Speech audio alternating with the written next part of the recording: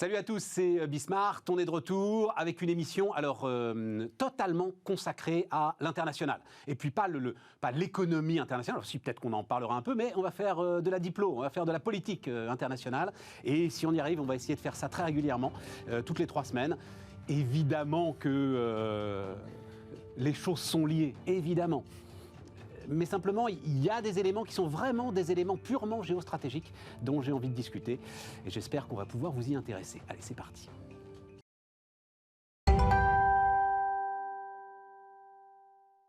Donc, autour de la table, Matthias Fekl, bonjour. Bonjour. Matthias, alors évidemment ancien ministre, et notamment sur les affaires qui vont nous intéresser, c'est-à-dire les affaires européennes. Vous êtes aussi totalement franco-allemand, totalement bilingue. Voilà, c'est ça, hein, oui, Matthias, c'est ça. Voilà. Je suis né en Allemagne et j'y ai grandi jusqu'au bac. Et donc on va parler des élections allemandes. Aujourd'hui, avocat au cabinet Audi Dupré-Fekl, c'est ça, je ne me trompe pas. Laurence Daziano, bonjour Laurence, prof à Sciences Po, et Alexis Karklins-Marchais, bonjour Alexis, partner 8 Advisory. Vous aussi d'ailleurs, vous avez le passeport américain d'ailleurs. Oui, voilà, c'est ça, multiples nationalités. Bonjour. Néerlandais aussi, non? Non. J'aime bien les Pays-Bas, mais non. Ouais, Deux nationalités, c'est déjà très bien. Ouais. La nationalité américaine, elle n'est pas simple à porter, fiscalement notamment. Alors allons-y, énormément de sujets. Le premier, donc le banc titre, je vais commencer avec vous Laurence. L'Afghanistan change tout. En fait, donc, on va citer les phrases d'un des discours de Joe Biden, parce qu'il a dû en faire plusieurs, des allocutions pour que chacun comprenne bien de quoi il s'agit. Il s'agit de mettre fin à une ère d'opérations militaires majeures visant à remodeler d'autres pays. Premier point. Deuxième point, nous sommes engagés dans une compétition sérieuse avec la Chine. Nous faisons face à des défis sur de multiples fronts avec la Russie. Donc, ça s'appelait Nation Building, cette doctrine de politique étrangère des États-Unis d'Amérique. Ça date de quoi? Ça date de George Bush père, à peu près, Laurence. Est-ce que là, c'est une rupture, et une rupture profonde, dans la stratégie internationale et diplomatique des États-Unis d'Amérique, de renoncer à cette construction de nouveaux États libres? Alors, pour l'instant, conjoncturellement, oui. Structurellement, les États-Unis ont quand même cette vocation, enfin, cette volonté de gouverner et d'avoir la vue d'ensemble sur le monde. Aujourd'hui, ils se focalisent sur la Chine. Et donc, ils veulent réorienter leurs moyens, leur politique étrangère sur la Chine. Est-ce que ça veut dire que vraiment, à long terme, ils vont changer le paradigme de leur politique étrangère? J'en suis pas certaine. Mais ce qui est sûr, c'est qu'à court terme, l'ennemi, c'est la Chine. C'est le concurrent qui monte, qui est encore très loin. On pourra parler des États-Unis, mais on parle souvent du déclin des États-Unis. Non, les États-Unis sont encore une grande puissance. Ils ont les moyens de rester encore une grande puissance longtemps, les moyens financiers, les moyens technologiques, les moyens démographiques. Et même si la Chine est un gros pays qui veut également exister sur la scène internationale, et on y reviendra, et qui veut elle aussi modeler le monde plus à sa façon, elle veut remettre en cause les relations internationales. À terme, les États-Unis reviendront, je pense, structurellement plus dans ce nation building. Donc, en termes de business, on dirait c'est de la réallocation d'actifs. Oui. C'est tout. Voilà. Pour l'instant, oui. Et pas un changement de stratégie de l'entreprise diplomatique États-Unis d'Amérique. Je pense qu'il est trop tôt pour dire que c'est vraiment un changement de stratégie. Il y a eu d'autres moments dans l'histoire des États-Unis où ils ont eu des gros coups. Enfin, on a souvent fait le parallèle entre l'Afghanistan et le Vietnam. Absolument. Même si on ne peut pas vraiment comparer. Il y a peut-être une chose que l'on pourrait comparer, c'est le fait qu'après le Vietnam, on disait que les États-Unis étaient au tapis. Et puis, vous avez eu l'ère Reagan après, qui a quand même beaucoup reconstruit les États-Unis. Et ils sont repartis. Donc là, on en est à Joe Biden et on dit les États-Unis sont au tapis. J'y crois pas. Il y a les fondamentaux structurels des États-Unis font qu'ils ont une force et qu'ils vont se réinventer. Alexis, changement structurel ou pas dans la diplomatie américaine? Les États-Unis sont une nation qui sont tiraillées depuis les fondations entre l'isolationnisme et le messianisme. Ouais.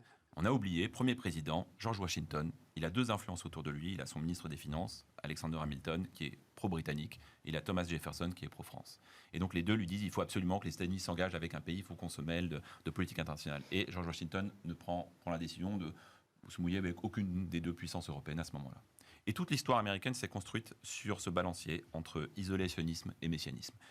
Isolationnisme régulièrement répété, doctrine Monroe, James Monroe, 1823, l'Amérique aux Américains, Woodrow Wilson, 1916, en pleine Première Guerre mondiale, il est réélu sur un slogan « Nous ne faisons pas la guerre ». Un an plus tard, les boys américains sont dans les Ardennes. Dans les Ardennes. Vous voyez, bon, donc il y a cette idée en permanence et d'une nation qui cherche à se replier sur elle-même, prenant conscience de l'importance qu'elle a bien sûr en termes de valeurs et de défense d'un certain idéal, de certains idéaux à travers le monde, mais aussi en ayant conscience de ses propres intérêts. Le nation building, on découvre cette expression. George Bush, fils, 2000, se fait élire en 2000, sur, notamment en politique étrangère, sur un slogan, il est temps d'arrêter d'envoyer nos troupes pour faire du nation building. Voilà, il le dit en 2000. Ça alors ? Nation building, vous reprenez le discours, 2000, il se fait élire là-dessus. Voilà, 2000. Mais pourtant, c'est ce qu'il va chercher à faire en Irak. Et pourquoi ? Parce que régulièrement, les États-Unis sont contraints de s'investir à l'étranger. Ça a été le cas en 1917. L'Irak, ils ne sont pas contraints. Hein. À chaque fois, il y a un phénomène déclencheur, et c'est très important dans la mentalité américaine, il y a un phénomène déclencheur qui entraîne l'interventionnisme américain. Ça a été le cas en 17, ça a été le cas après Pearl Harbor. Jusqu'à Pearl Harbor, les Américains, Roosevelt, n'a pas très envie d'aller dans cette guerre. Mais bon. Grand débat historique. En tout cas, c'est Pearl Harbor qui le provoque. C'est Pearl Harbor qui le provoque. Qu'est-ce qui fait que les États-Unis se sont retrouvés en Afghanistan en octobre 2001 et 2 ans plus tard en Irak ? C'est leur choix, c'est leur décision. C'est le 11 septembre. Ouais. Voilà. Et donc régulièrement, ce grand pays, cette grande puissance, et Laurence Daziano a complètement raison, évidemment, ça reste la première puissance économique du monde. La Chine n'est encore que 2/3 du PIB des Américains. Donc la puissance américaine est très forte, sauf qu'elle est en train maintenant je vais reprendre l'expression, de réallouer les actifs. Je vais vous raconter une toute petite anecdote très très simple et Vas-y, très on est bien, on a le temps. très courte. Je donne des cours aux États-Unis, j'enseigne aux États-Unis tous les ans. Et j'ai des étudiants au niveau master. Et je leur pose la question, première, donc la finance, c'est un peu de politique internationale. Première question, 75 élèves. Quelle est la première puissance économique du monde ? Et je leur propose 3 choix, Chine, États-Unis, et je propose le Japon. Vous avez 80% de la classe qui lève la main sur la Chine. Non. Oui. Donc l'obsession chinoise, elle est là. Il y a eu une forme de détournement pendant 20 ans parce qu'il y a eu l'obsession Moyen-Orient qui s'est imposée de fait après le 11 septembre, enfin qui s'est imposée. C'est comme ça que l'Amérique l'a faite. Mais la réalité, c'est que c'est un pays qui, aujourd'hui, est tout à fait d'accord avec Laurence, est complètement sur le sujet chinois, le leadership, surtout que la Chine est au cœur de la zone Indo-Pacifique et que la zone Indo-Pacifique, c'est là où se passe déjà le XXIe siècle et va se passer. Mais oui, alors, c'est 60. Anecdote pour anecdote, je faisais mes études à Nanterre dans les années 80 et déjà on nous expliquait que la zone Indo-Pacifique. Non, on parlait du Pacifique. On parlait du Pacifique, Stéphane. Si vous vous rappelez, on parlait du Pacifique. On disait la Chine, les États-Unis, on disait pas la zone Indo-Pacifique. Sauf qu'entre-temps, on a découvert que l'océan Indien, c'était très important et on le voit aujourd'hui. Mathias. Quand on lit et quand on écoute les discours du président américain, on a effectivement l'impression de la fin du néoconservatisme. Voilà. C'est cette tendance intellectuelle, conceptuelle, qui avait pris le pouvoir dans la tête et dans les processus de décision sous George W. Bush après effectivement le 11 septembre, et qui était très messianique, universaliste à sa manière, mais avec une volonté d'imposer à la fois les intérêts et une certaine conception des valeurs américaines dans le monde entier. Moi, ce qui me semble, c'est qu'au-delà de ce débat conceptuel, il y a une constante dans la diplomatie américaine, c'est la défense par les États-Unis de leurs intérêts.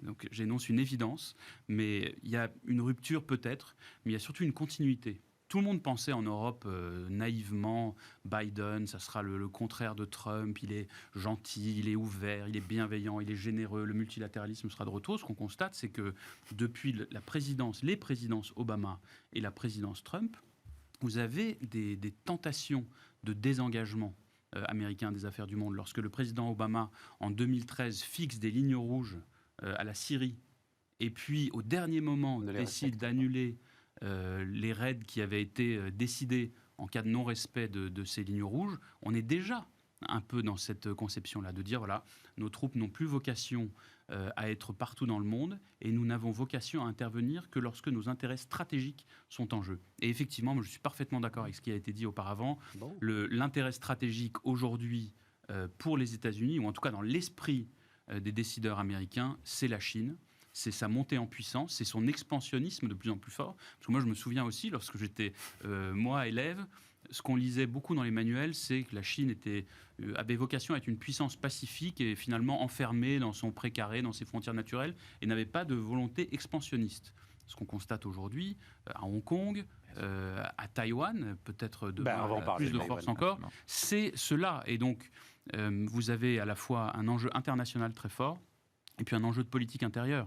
Parce que qui dit Chine, dit aussi menace sur les classes moyennes et les classes populaires américaines, européennes, avec la concurrence, avec le dumping, avec l'absence de réciprocité dans les politiques commerciales. Donc c'est aussi tout cela. Ok. Et donc, vous êtes tous les trois d'accord. Donc voilà. Et donc Biden en fait ce discours. Pour essayer de donner un petit peu de hauteur, on va dire ça comme ça, à un retrait qui était devenu plus ou moins inévitable. Mais on n'est pas sur une rupture stratégique, Laurence. Alors, effectivement, ce qui m'intéresse derrière, enfin, ce qui est venu assez rapidement, on parlera de l'Ukraine dans un instant, mais c'est Taïwan. Tout à coup, Taïwan, ça devenait une évidence, enfin, j'ai lu ça à droite à gauche, que Taïwan devait commencer à s'inquiéter. Parce que si les Américains n'étaient pas capables de protéger l'Afghanistan, ils ne seraient pas capables de protéger Taïwan. Les enjeux ne sont pas les mêmes quand même, Laurence. Non, mais néanmoins, là je rejoins ce que vient de dire Mathias, quand on écoute Xi Jinping ou quand on lit Xi Jinping, pour lui, son dessein, c'est d'unifier la Chine. Et unifier la Chine, c'est la Chine continentale, c'est Macao, c'est Hong Kong et c'est Taïwan. Donc, qu'il y ait un problème Taïwan et qu'on soit confronté à une question Taïwan, je pense que là, ça fait plus... Mais c'est une question... ça fait un siècle que les dirigeants chinois... oui, et là... que les dirigeants chinois tous disent on va réunifier la Chine. Alors, mais là, vous arrivez... On est en Chine beaucoup dans le symbole. 2021, c'était les 100 ans du Parti communiste. 2049, c'est les 100 ans de la République populaire de Chine. Voilà. Donc là, d'ici à 2049, on va quand même s'attendre à ce que les choses bougent. Alors, comment est-ce que Xi Jinping va s'y prendre? Parce que Taïwan, et on pourra en parler, Taïwan, ça a aussi sa puissance en elle-même, on en parlera peut-être, que sont les microprocesseurs, qui sont très importants pour la Chine, puisque la Chine exporte ces microprocesseurs de Taïwan. Mais Taïwan s'inquiète, notamment la jeunesse taïwanaise, parce que Taïwan a une population jeune. Les vieux qui ont connu la Chine étaient un peu plus attachés à la Chine, et le fait de revenir dans le giron de la Chine, certes, ça les enthousiasmait pas, mais pourquoi pas. Les jeunes Taïwanais aujourd'hui se sentent beaucoup plus proches des jeunes Coréens du Sud que des jeunes Chinois, et quand ils voient ce qui se passe à Hong Kong, ils n'ont pas du tout envie du système, du système, un pays de système. Donc Taïwan est un problème auquel on va être confronté. Est-ce que la Chine ira militairement? J'en suis pas sûre. Même si la Chine construit beaucoup militairement, même les experts occidentaux, notamment américains, sont assez partagés pour savoir si l'armée chinoise peut vraiment... C'est une opération amphibie assez compliquée. Les Chinois ont beau avoir des capacités, ils ne sont pas encore tout à fait au point. Il y a quand même les Américains. Mais à la limite... Mais est-ce que c'est un enjeu pour les Américains, Laurence? Ça dépend quand ça va arriver.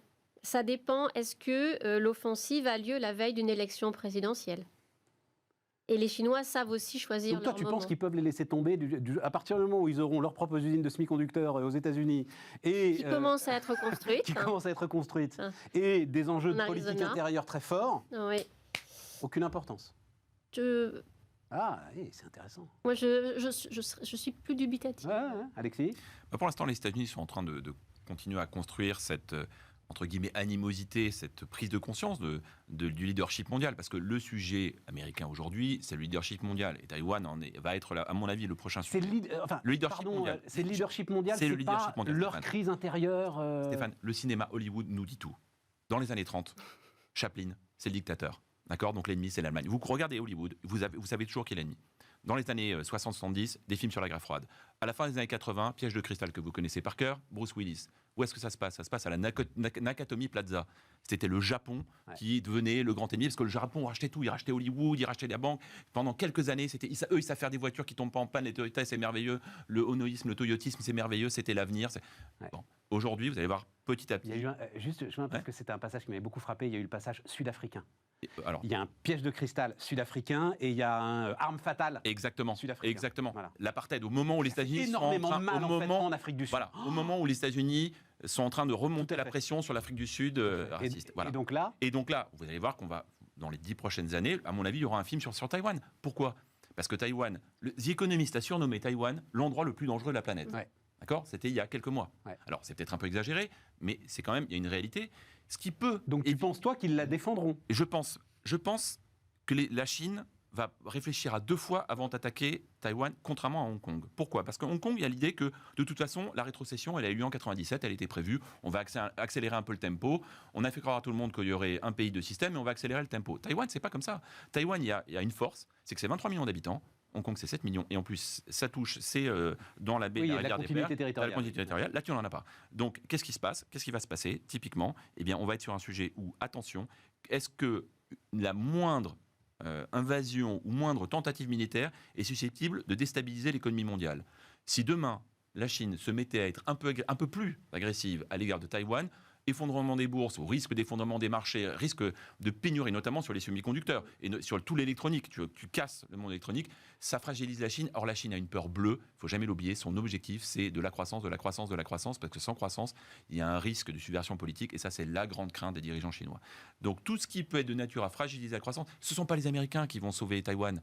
C'est Taïwan, parce que Taïwan a une place centrale dans un des secteurs absolument majeurs de l'économie. C'est ça la meilleure protection de Taïwan, à mon sens.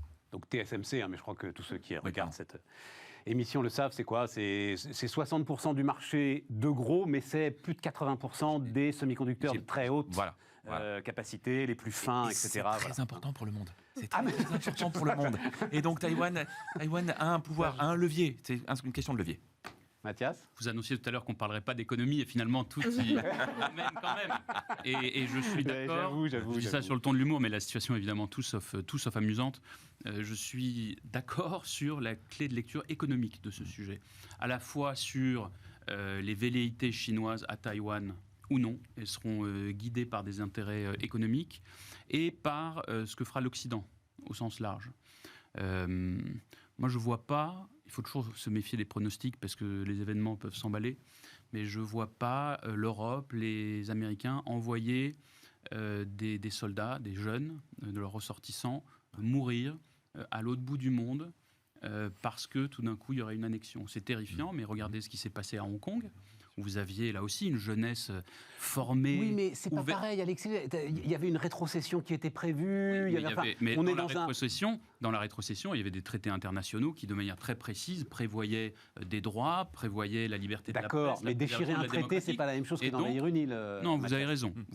Mais on va en reparler avec l'Irlande d'ailleurs, si on a le temps de parler. Oui, non, mais avec beaucoup d'endroits dans le monde, je pense qu'au-delà d'indignation tout à fait fondée par ailleurs, je ne sais pas si politiquement il y aura une volonté politique d'enclencher une offensive là-dessus, sauf, encore une fois, s'il était considéré que des intérêts stratégiques étaient en jeu là-bas pour l'économie internationale. Attendez, parce que je pense Allemagne de l'Ouest, Allemagne de l'Est.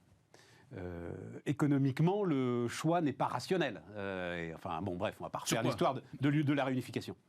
C'est un choix politique, profond, historique, etc. Bon, et pourquoi il en serait différent de la volonté des dirigeants chinois par rapport à Taïwan ? C'est une histoire. Ah oui, d'accord. C'est un bout amputé de la Chine. De la province rebelle. Et est-ce que... oui, en plus, historiquement, il appelle la province rebelle. Le Kuomintang va là-bas, etc. Et donc, est-ce que vraiment, c'est des facteurs économiques qui suffiront à empêcher la volonté des dirigeants chinois d'aller au bout de leur projet ? Après, si on repart sur l'économie, du coup, mais sur l'économie chinoise, il y a deux choses. D'une part, il faut absolument qu'il y ait de la croissance. Et la croissance, il y a deux manières, il y a deux systèmes pour l'avoir. Vous avez un système où l'économie est un peu plus est libre, et donc elle va générer sa croissance, et une économie plus dirigiste, où l'État est plus présent et dit où est-ce qu'il faut investir pour faire la croissance. La Chine est en train de basculer d'un système à un autre avec la reprise en main de l'économie par Xi Jinping. Néanmoins, les microprocesseurs sont vraiment très importants. La Chine, aujourd'hui, produit 15% de ses microprocesseurs. Son objectif, c'est d'arriver à 70%.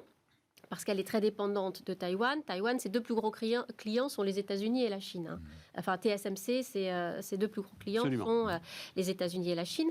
Or, la Chine a lancé dans son dernier plan quinquennal, là, au mois de mars, un plan d'investissement dans la recherche et le développement qui est l'équivalent de 7% de son PIB. Donc, elle investit très fortement dans la recherche et le développement, notamment dans les semi-conducteurs, parce qu'elle veut devenir pratiquement autosuffisante. Oui, Laurence, ce que je dis, c'est, alors vous le savez, l'histoire nous apprend bien que, les motivations sont d'abord économiques tant qu'on est rationnel. Et puis, à un moment, dans l'histoire, les leaders deviennent irrationnels. Non, mais de quelle rationalité parle-t-on? Parce que la rationalité que nous avons, nous, Européens, et nous, Français, cartésiens, n'est pas la même que la rationalité... Alors, le scénario... Alors, on en reparlera, mais en fait, on va faire une émission lundi totalement consacrée à la Chine. Mais scénario d'un pays qui a quand même du mal à redécoller, à repartir à la vitesse, à la force qui est nécessaire effectivement pour sa stabilité politique et sociale. Et donc... je crée un grand élan patriotique. Enfin, on l'a vu dans l'histoire. Voilà. C'est pas contradictoire. C'est-à-dire que la Chine fonctionne aujourd'hui. Enfin, le régime bénéficie d'une forme de stabilité. D'abord par les moyens de répression qui sont mis en œuvre, et puis parce que des dizaines de millions de Chinois sortent de la pauvreté chaque année. Le jour où ça s'arrête, soit les choses s'effondrent, soit vous avez besoin d'exutoires. Donc c'est pas contradictoire. Vous pouvez très bien avoir tout d'un coup une mobilisation, un déchaînement nationaliste, des énergies qui sont concentrées sur l'objectif taïwanais parce que les choses ne fonctionnent plus comme elles fonctionnent aujourd'hui. Donc dans l'approche économique, j'intégrais ça aussi, mais vous avez parfaitement raison, vous pouvez avoir, l'histoire malheureusement en est pleine et la France elle-même est de moins en moins cartésienne, me semble-t-il, vous avez des déchaînements de violence, tout d'un coup d'irrationalité, c'est parfaitement possible, et la tension aujourd'hui à Taïwan est quand même assez palpable. Hein. Oui, absolument. Et ne pas oublier que pour les Chinois, Taïwan, c'est la Chine. Bah oui, c'est la 23e province. Voilà, donc pour eux, c'est pas une annexion. C'est retour à la normale. C'est retour à la normale. C'est ça aussi. C'est l'Alsace-Lorraine en noir dans toutes les écoles de France en 1880. Voilà, c'est ça. Sauf que dans la province rebelle, on s'est démocratisé et que la culture politique est très différente. Et c'est une île. Et l'insularité, évidemment, une forme... On peut être sûr que si Taïwan était encore dans la continuité territoriale comme un Macao, comme un Hong Kong, la donne serait totalement différente. Alors, de toute façon, c'est toujours, à la fin, it's the economy stupid, et c'est toujours la géographie. Mais bien sûr. Ce qui nous amène à la Crimée, parce que l'autre sujet, en fait, c'est, Taïwan, et puis l'Ukraine, tout le monde a oublié la Crimée, et les États-Unis, et pourtant, Joe Biden... parfois même, il aurait aimé l'être moins, était assez lié aux affaires ukrainiennes. Est-ce que là aussi, l'affaire est réglée la Crimée est russe, elle restera russe. Poutine a inauguré le pont et emballé, c'est pesé. Comment est-ce que vous voyez les choses ? Comme tu viens de le dire. Comme je viens de le dire, ouais. Qui a bougé Non, c'est compliqué parce que dans les discours sont... Évidemment, il y a comme toujours la diplomatie... Il y a de loin entre la diplomatie et la réalité. La diplomatie, on a un Charles Michel qui va dire la Crimée, c'est l'Ukraine. On a Anthony Blinken, secrétaire d'État, qui encore il y a quelques semaines dit la Crimée, c'est l'Ukraine. Ouais. Donc dans les mots, évidemment, il y a l'amitié occidentalo-ukrainienne avec les intérêts euro-atlantiques de l'Ukraine. Donc voilà, donc le contrepoids contre la Russie, on voit l'idée. Dans les mots, oui. Dans la réalité, voir la Crimée revenir dans le giron de l'Ukraine, et pardon à mes amis ukrainiens, mais on ne va pas le voir avant un certain temps, si jamais ça se passe. Et de toute façon... Et l'Amérique ne pèsera pas, non. Pour peu qu'elle puisse peser aujourd'hui. Non, mais ça c'est vraiment un jeu, et Mathias Fekl connaît ça très très bien. C'est un jeu à plusieurs bandes, et notamment l'histoire de... C'est toujours une question de levier. Quels sont les leviers ? Et on va revenir à l'économie, pardon Stéphane, mais c'est toujours à la fin la géographie bien sûr, et l'économie. Et c'est l'économie stupide. En l'occurrence, et c'est quand même aussi la géographie, Nord Stream 2. Nord Stream 2 est un sujet incroyable. Ça fait des années que cette histoire dure. Donc Nord Stream, pour rappeler pour nos téléspectateurs, Et pour nos viewers, Nord Stream 2, c'est un canal qui transporte du gaz de la Russie, du nord de la Russie, vers l'Allemagne, qui passe donc par la mer Baltique. Et c'est important, c'est un équipement important qui est prêt à 95%, qui est terminé à 95%. Bon, il se trouve que ça a été bloqué un premier temps parce que les Américains ont dit attention, c'est un cadeau fait à la Russie. Donc, si vous vous amusez à participer à ce chantier-là, vous n'aurez plus le droit d'opérer aux États-Unis. La classique intervention américaine. Au nom des sanctions, après l'annexion de la Crimée. Après l'annexion de la Crimée. Après l'annexion de la Crimée, et donc c'est une façon toujours de faire pression. Là, les Américains ont commencé à dire aux Allemands, ok, vous pouvez y aller. Ah ben ils ont dit. Mais on a besoin de vous pour défendre l'Ukraine. Donc pour rappeler l'importance de l'amitié avec l'Ukraine. L'Ukraine aujourd'hui a encore une chance, c'est que l'essentiel du gaz qui arrive en Europe occidentale, russe, passe par l'Ukraine. Donc l'Ukraine a un moyen de levier sur la Russie. Demain, si tout le gaz ou l'essentiel du gaz passe directement par la mer Baltique, l'Ukraine perd. Ce moyen de levier. Et donc aujourd'hui l'Ukraine est encore un peu protégée. C'est inéluctable. Et ça va arriver. Voilà, et ça va arriver. Nord Stream 2 est terminé. Et donc là, c'est ce qui va se passer. Il va falloir trouver. Si l'Occident veut éviter d'avoir un conflit à ses portes à l'est de l'Europe, va devoir trouver des nouveaux leviers parce que il y a la Crimée, il y a le Donbass. Il y a le Donbass, il n'y a pas que la Crimée, il y a le Donbass aussi. Nord Stream 2, c'est excellent. C'est la démonstration que l'Europe ne veut pas, enfin l'Allemagne en tout cas, ne veut pas avoir de levier de pression. Parce que c'est l'Allemagne qui a poussé énormément pour... Elle a besoin de gaz. Elle a besoin de gaz. Oui, bien sûr. Mais pour que ce gazoduc soit complété, ça a créé des tas de problèmes, parce que c'est là où c'est passionnant. La négociation des taxes GAFA sont impliquées... résonne avec Nord Stream 2 parce que les Allemands ne veulent pas froisser les Américains parce qu'il faut finir ce gazoduc.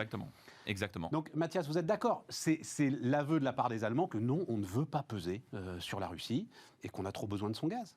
C'est d'abord une conséquence du tournant énergétique allemand qui conduit à revoir complètement les besoins en énergie et donc d'importation, puisque une fois que vous mettez fin au nucléaire, que les énergies renouvelables sont insuffisantes pour assurer évidemment le besoin énergétique que vous développez, le charbon, et donc que vous avez besoin de ces importations, c'est une première conséquence.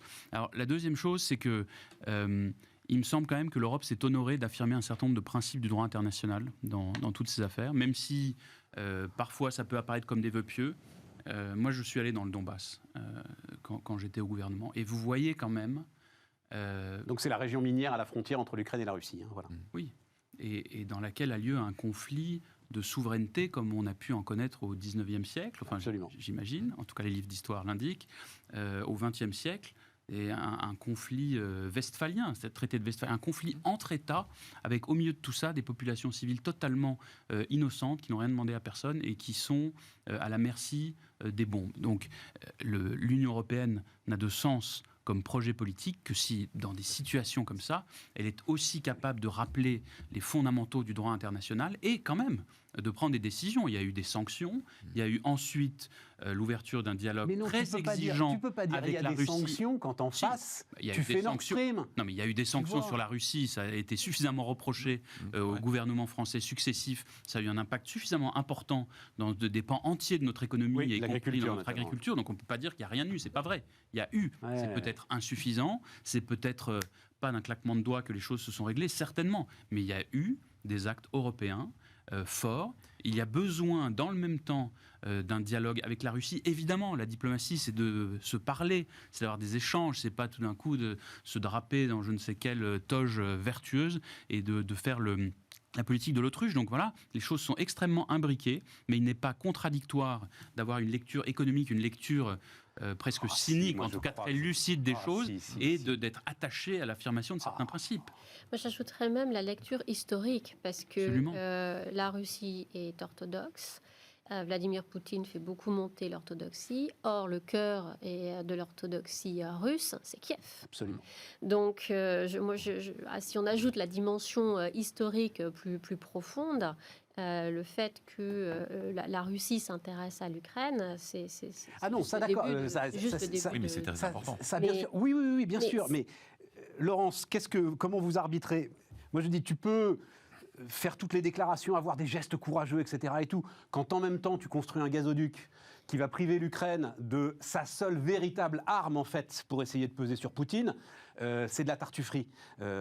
Comment est-ce que vous voyez les choses? Alors, il y a, comme Nord Stream 2 est est en retard puisqu'il devait être mis en service au départ fin 2019.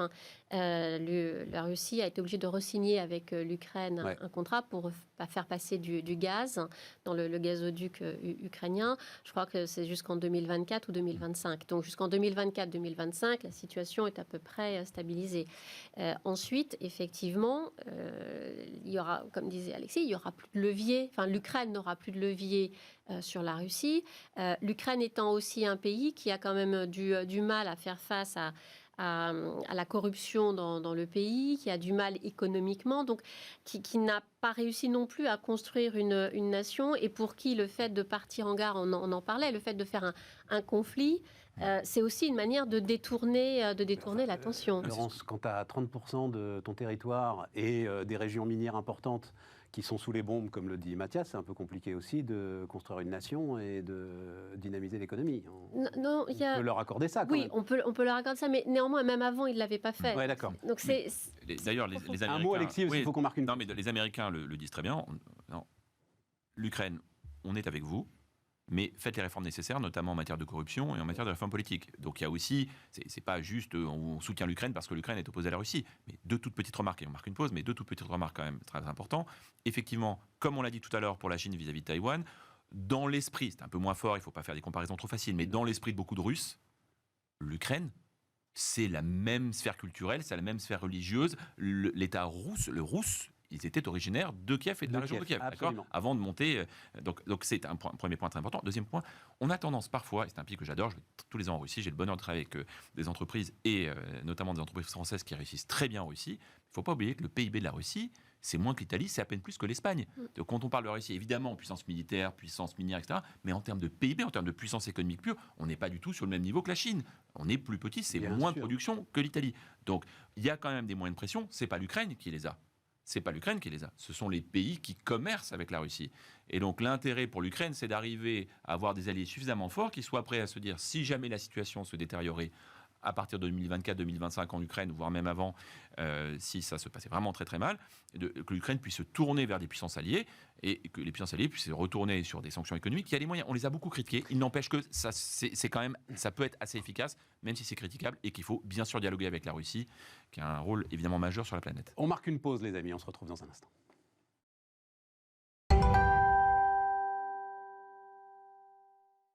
On repart, les amis, donc on repart. Alors, mais c'est assez fascinant quand même comme tout se tient, quoi. C'est ça qui est toujours intellectuellement, je trouve, très stimulant.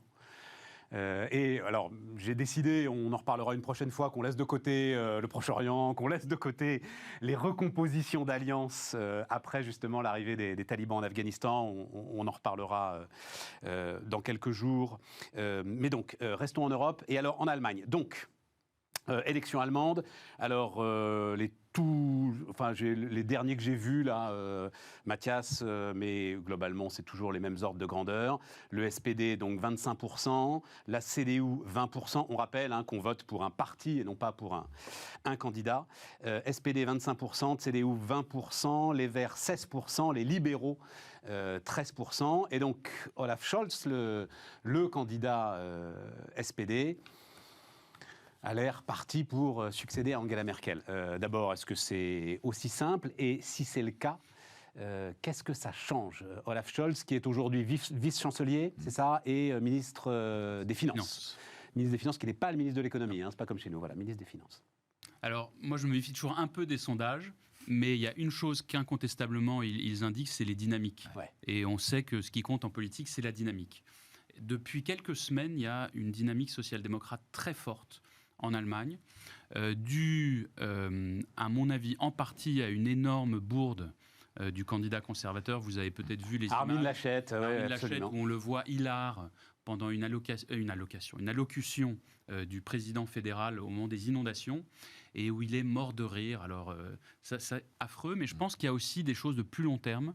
Et je pense que le SPD est en train peut-être de réussir un pari, c'est d'être, lui, le parti de la continuité, d'une forme de continuité avec la chancelière. Donc de capter une part de l'héritage. Je rappelle qu'elle a des niveaux de popularité dont tous les présidents français au long des dernières décennies sans doute n'auraient pu que rêver, surtout au bout de 16 ans de pouvoir.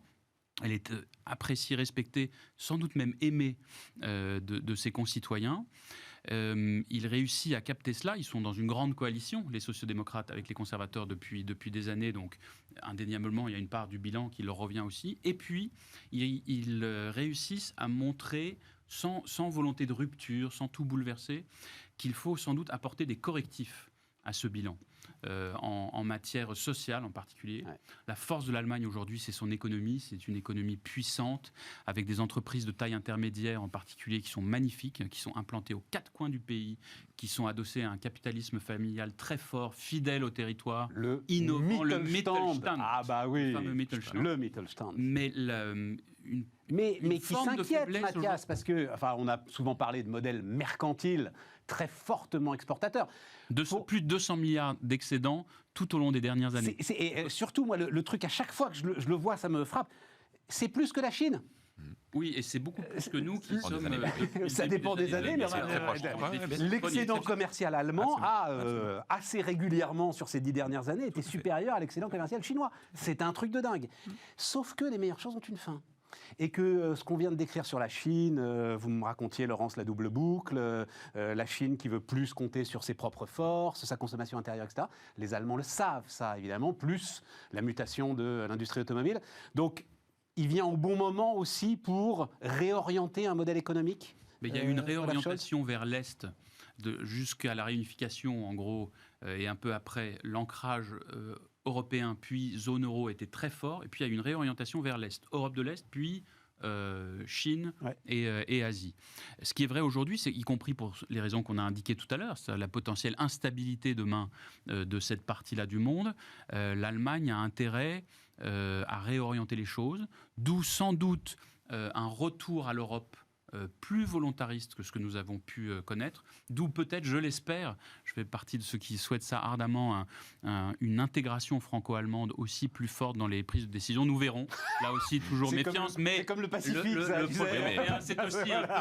c'est aussi un peu d'utopie, un peu de rêve, heureusement, et avec quand même des avancées extrêmement fortes. Anecdote, je faisais mon service militaire en Turquie en 1986, et il y avait des discussions d'unification des ambassades France et Allemagne. C'était la France-Allemagne. Oui, mais rien ne s'est passé, rien. Mais c'est malheureux parce que dans certains, honnêtement, il y a des parties du monde où ça ferait sens en plus. Oui.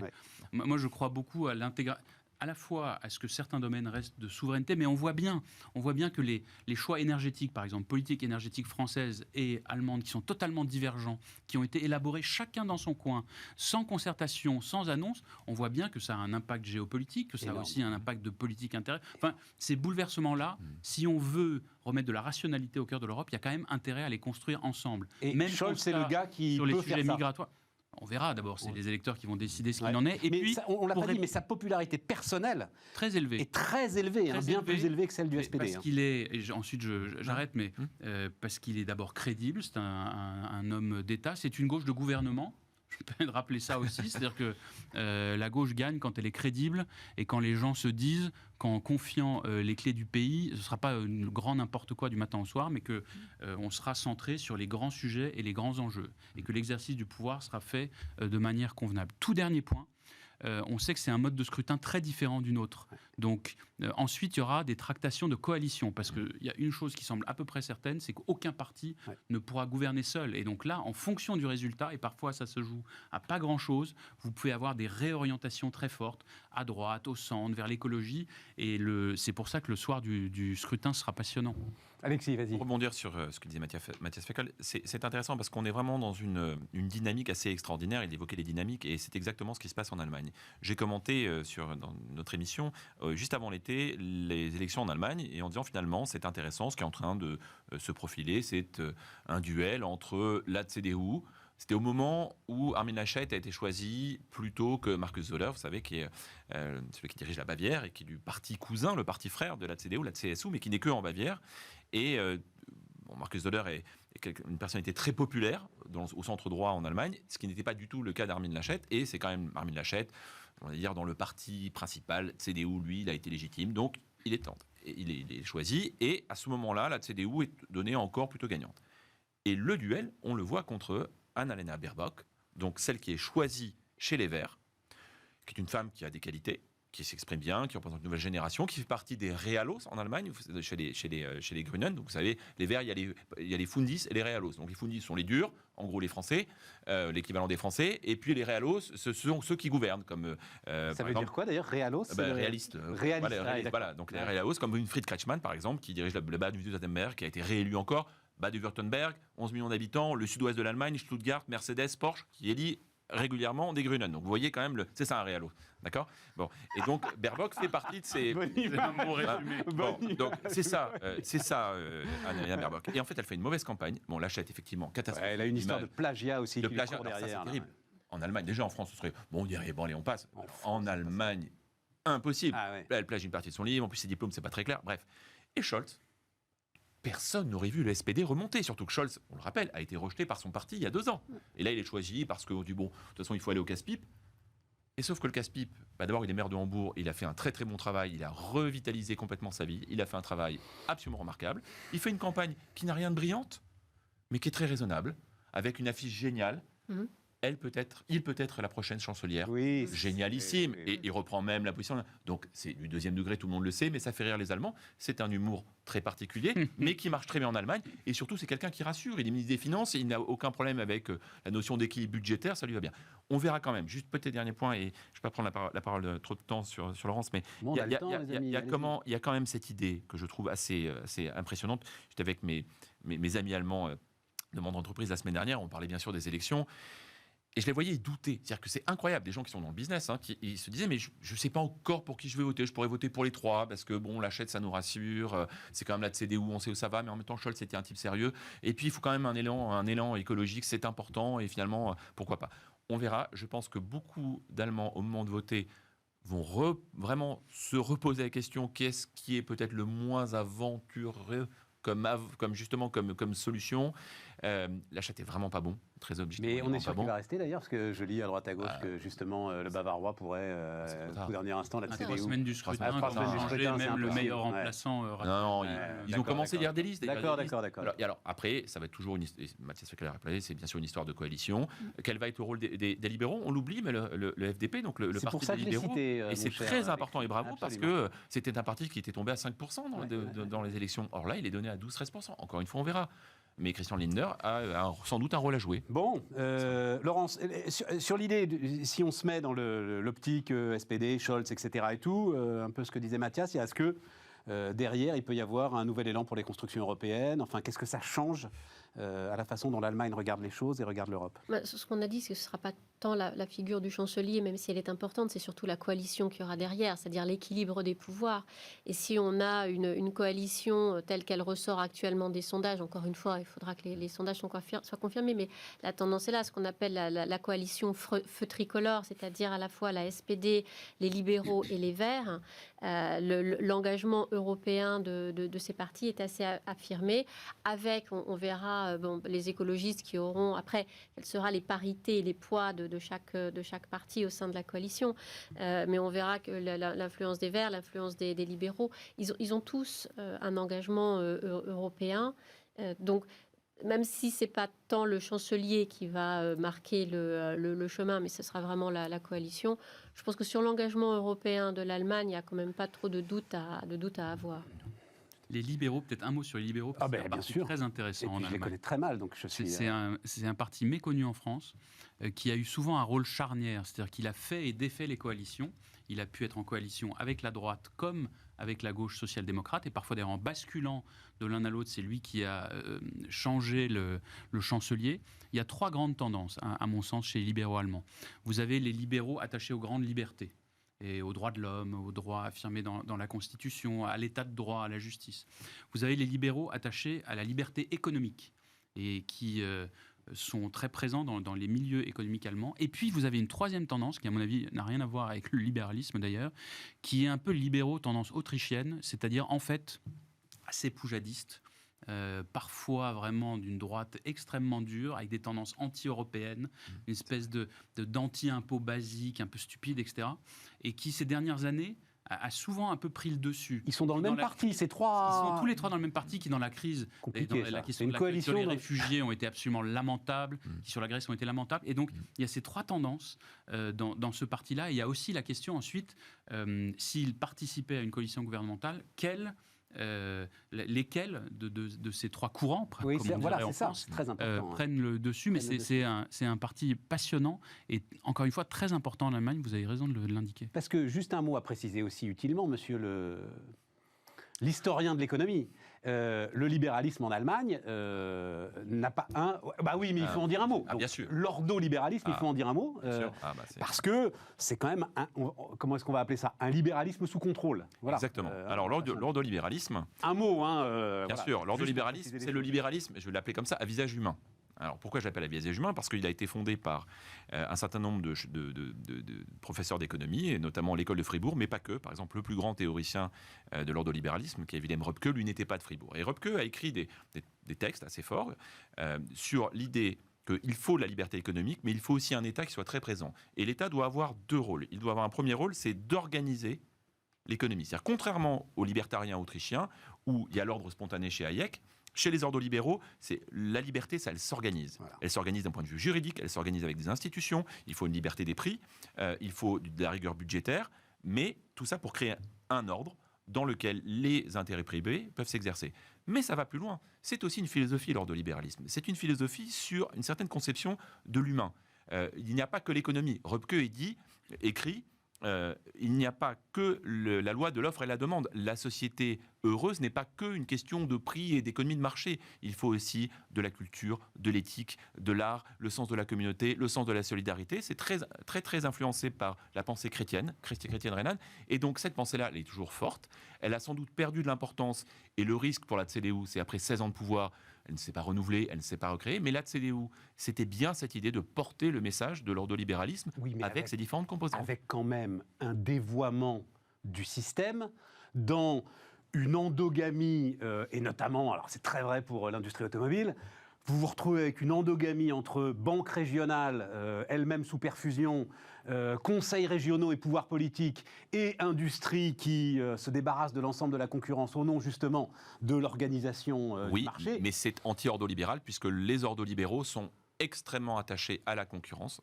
Parce que justement, toute constitution de monopole dans l'idée des ordolibéraux, on peut la contester. Mais dans les idées des ordolibéraux, il y a cette idée que la concurrence est absolument nécessaire, c'est même vital dans le fonctionnement de l'économie, parce que dès qu'il y a des constitutions de monopole, il y a des abus de pouvoir, et donc il y a ces dévoiements, comme vous l'évoquez, et c'était ce qui se passe notamment en Allemagne. Mais c'est vrai, Alexis, que l'une des fragilités, c'est le système bancaire allemand, qui, on l'a vu en 2008, et si Angela Merkel à un moment a vacillé, c'est en 2008, c'est quand même lié beaucoup à ce que ces banques régionales, en fait, agissent sous ordre. Voilà, c'est des espèces de Crédit Lyonnais en un peu meilleure santé que le Crédit Lyonnais. Oui, ça fait partie du capitalisme rhénan, et dans le capitalisme rhénan, il y a aussi une proximité du financier avec l'industriel et l'entrepreneur. Il y a sans doute des dérives. C'est un modèle qui a plutôt quand même bien fonctionné. L'Allemagne reste un pays, on le sait assez peu, je trouve. C'est une intégration, on peut dire endogamie, on peut aussi dire qu'il y a une prise de décision dans les banques très proche du terrain, une connaissance des entreprises. Il y a aussi des bons côtés. Il y a aussi, on évite globalement le too big to fail. Enfin, il y a pas mal d'avantages. Sur l'ordolibéralisme, et d'ailleurs, ce serait intéressant de regarder le positionnement d'Olaf Scholz par rapport à cela, parce qu'il est d'une très grande rigueur. C'est-à-dire que il est d'une orthodoxie financière absolue, très loin, y compris de ce que pense la droite en France. C'est-à-dire que c'est un homme de gauche en Allemagne. Non, mais franchement, donc les sujets sont quand même très différents. Il y a un livre passionnant là-dessus qui s'appelle The Globalists sur l'ordolibéralisme. Alors c'est l'analyse vue de gauche, donc beaucoup plus critique, y compris qui analyse en quoi ça peut enserrer la décision publique, empêcher de faire du volontarisme économique, mais qui me semble intellectuellement d'une grande honnêteté. Qui retrace la naissance de ce courant, ses apports et puis aussi ses limites, ses difficultés parfois, parce que c'est sans doute quand même une des philosophies qui contraignent beaucoup l'action de l'Allemagne en Europe, ou en tout cas qui empêche l'Allemagne de répondre à beaucoup de propositions françaises, y compris celle du président Macron. Je pense qu'il y a toujours cette... Sur l'ordolibéralisme, ça crée des craintes d'intégration financière et budgétaire. Bah voilà, non mais je voulais aller sur ce terrain-là de toute façon. C'est ce qui a freiné quand même pendant très longtemps d'aller sur les eurobonds. On peut... Non mais on peut... Laurence, évidemment, mais c'est extrêmement présent jusqu'au cœur du débat politique allemand. Non, parce que, les amis, je vais vous laisser continuer, mais ce sur quoi je voulais terminer ça, c'est que on a quand même là, on est très heureux, 6% de croissance, tout ça, machin, tout va bien, Banque Centrale Européenne, tout à zéro, blablabla. À un moment quand même, le réveil va sonner. Oui. Et la question, c'est de savoir, donc 3% de déficit public, 60% d'endettement sur PIB, enfin voilà, tout ça. Est-ce que Olaf Scholz ou le SPD ou la coalition allemande va voir les choses sous un nouveau jour en disant, OK, il y a un monde d'après, on va dire ça comme ça, dans la rigueur budgétaire européenne, ou est-ce qu'il ne faut pas compter dessus une seule seconde ? Moi, simplement, ensuite, effectivement, je crois qu'il y a un grand temps de parole de retard. Non, mais on n'est pas... La France a fait plus de 60 ans, près de 70 ans de dette Covid. L'Allemagne a fait 5 ou 6 ans. Voilà, donc vous avez des finances qui sont bien tenues, qui permettent en période de crise de faire les choses, mais en restant maîtrisées. Qu'est-ce que tu appelles 70 ans de dette Covid ? Le remboursement.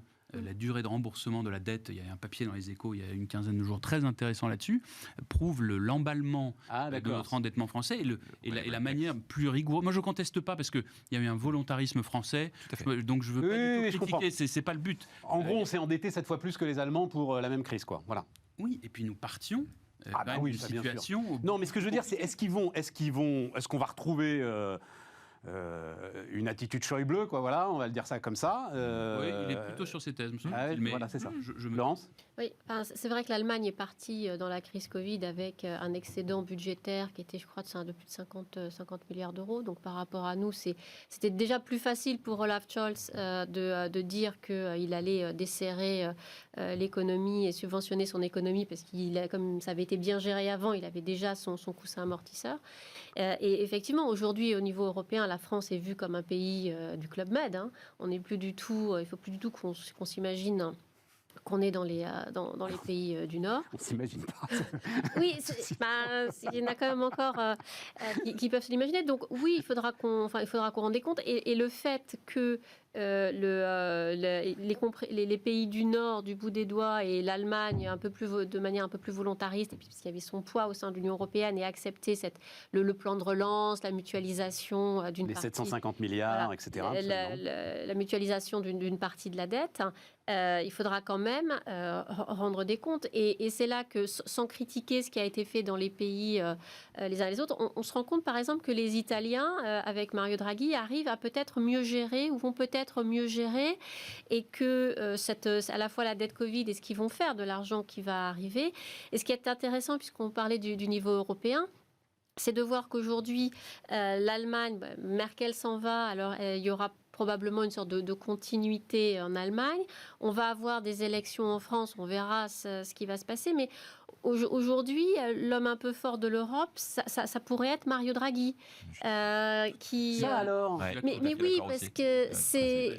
Et l'Italie, parce qu'il est en train de mettre de l'ordre en Italie, il s'est placé au-dessus des partis, parce qu'il a une coalition qui rassemble tellement tout le monde qu'il n'a plus vraiment d'opposition.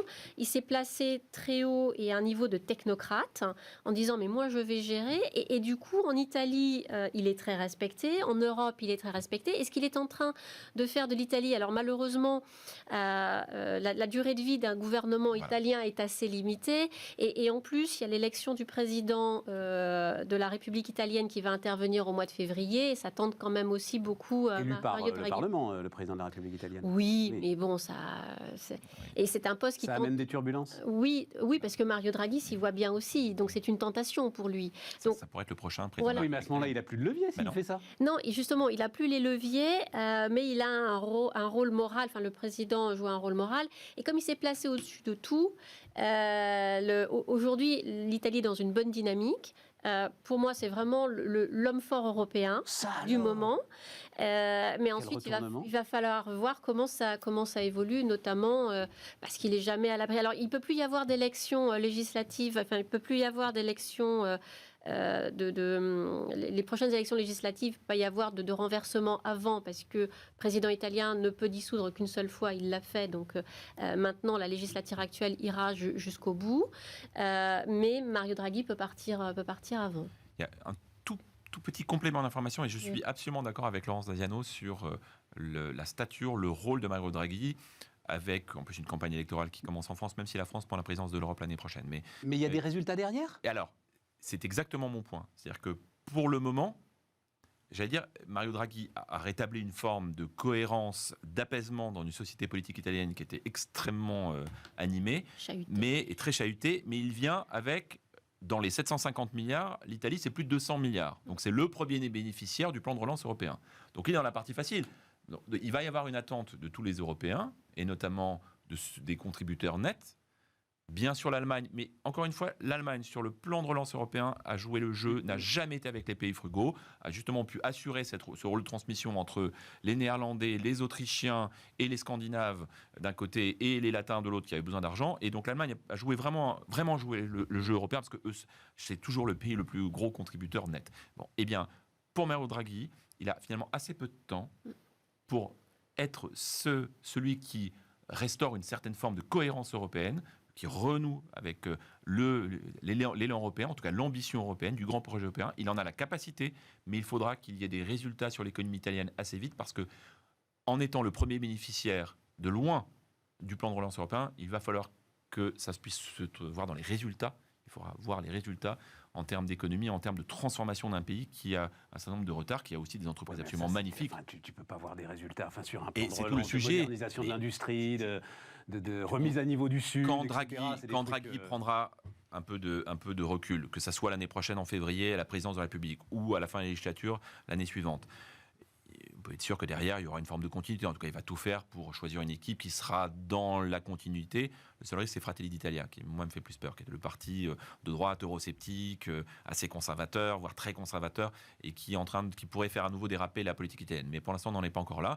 C'est le risque d'avoir un Mario Draghi qui n'assure pas sa succession. S'il assure bien sa succession et que l'Italie se transforme, et elle est en train de se moderniser, c'est incroyable, ce qui est en train de se passer, notamment dans l'informatisation. Ce sont des choses très basiques. L'informatisation de l'administration italienne, on critique la bureaucratie française, mais ceux qui sont confrontés à la bureaucratie italienne relativisent. On en est là aujourd'hui. Bon. Et Mario Draghi se donne les moyens de le faire. C'est-à-dire qu'il réforme son l'administration du Conseil, pour créer la structure fixe qui va gérer les fonds à long terme, et ce ne sera pas basculé d'un service à un autre. Les projets d'investissement dans les infrastructures. Donc, il se donne vraiment les moyens de le faire. Maintenant, effectivement, il faut en attendre les résultats. Juste un mot de conclusion, Mathias. Quand justement je faisais ce service militaire, discutais avec l'ambassadeur d'Allemagne en Turquie, qui disait de toute façon, mais vraiment un mot, il disait, mais de toute façon, l'Allemagne, les Allemands sont le plus européens des peuples européens. Nous savons que c'est notre seul destin. Il le martelait. Vous êtes d'accord avec ça, Mathias? C'est toujours vrai? Je suis d'accord que ça a guidé toute la construction politique allemande depuis 1945, l'ancrage européen et l'attachement à la Constitution, ce que Habermas et d'autres ont appelé le patriotisme constitutionnel. Je ne suis pas sûr qu'aujourd'hui, ça soit encore... Il y a l'ancrage européen pour tous les gens sérieux dans l'espace public allemand, dans le débat public allemand, est incontournable. Donc il n'y a aucun doute là-dessus. Mais je ne suis pas sûr que cette référence au passé soit encore aussi structurante qu'avant, parce qu'il y a un changement de génération, et avec l'arrivée au pouvoir de générations qui n'ont pas connu cela. Donc à la fois, cet héritage terrible reste présent. Je pense qu'aujourd'hui, l'attachement européen reste profond, mais n'est sans doute plus autant adossé au passé et à l'histoire. Merci madame, merci messieurs, et demain Aurélie Planex, et nous on se retrouve lundi.